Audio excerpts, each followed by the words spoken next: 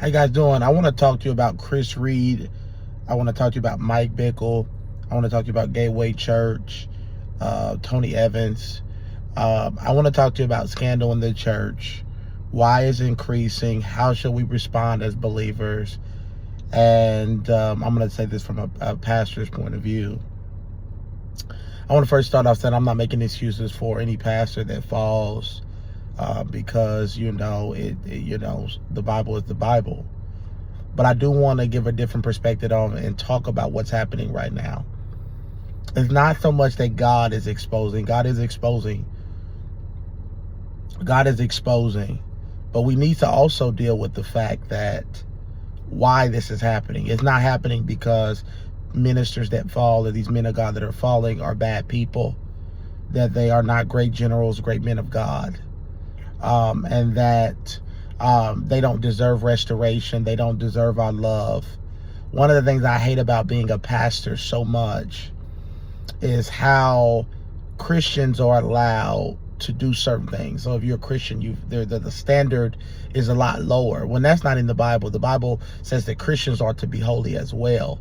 But the moment a pastor falls, that lifts people up, that restores people, they begin to kick them when they're down. The Bible tells us that to restore people in the spirit of love, that we are to restore people with kindness. But every time I see somebody, a man of God, fall, I see pastors, other leaders, Christians kicking them. They never should have been restored, even with the situation going on in Morning Star, Chris Reed, whoever it is.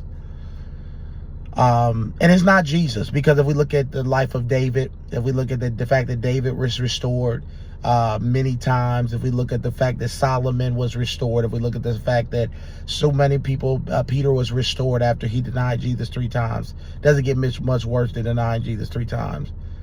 And so, yes, we should have holiness, and we should have standards, we should have righteousness.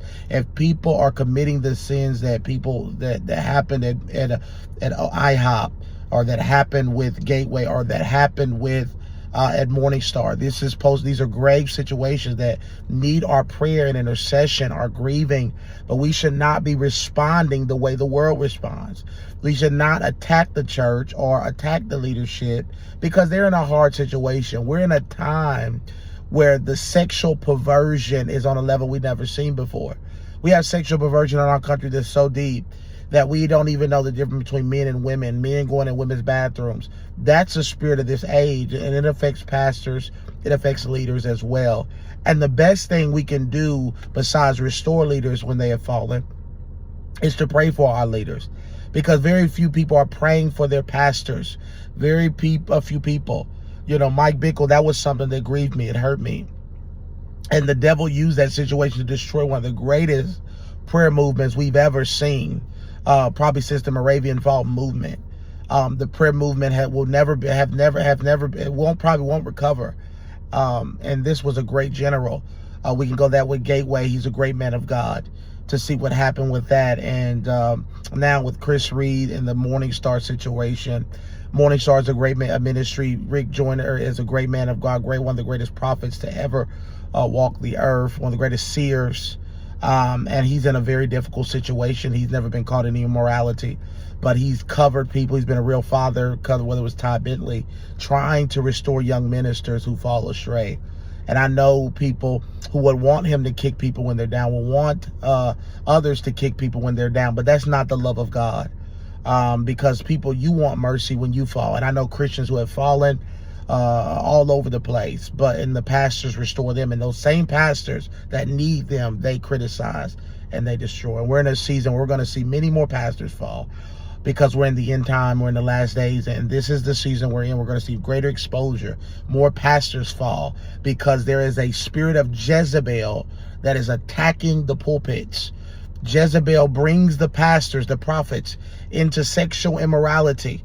And so that's what we're seeing. Jezebel is running rampant in many churches. Delilah spirits. There's a spiritual warfare that we see attacking the church, and the people they're attacking the most is the pulpits. And so my warning to you is, don't kick the men of God. Don't touch God's anointed. Don't kick them when they're down.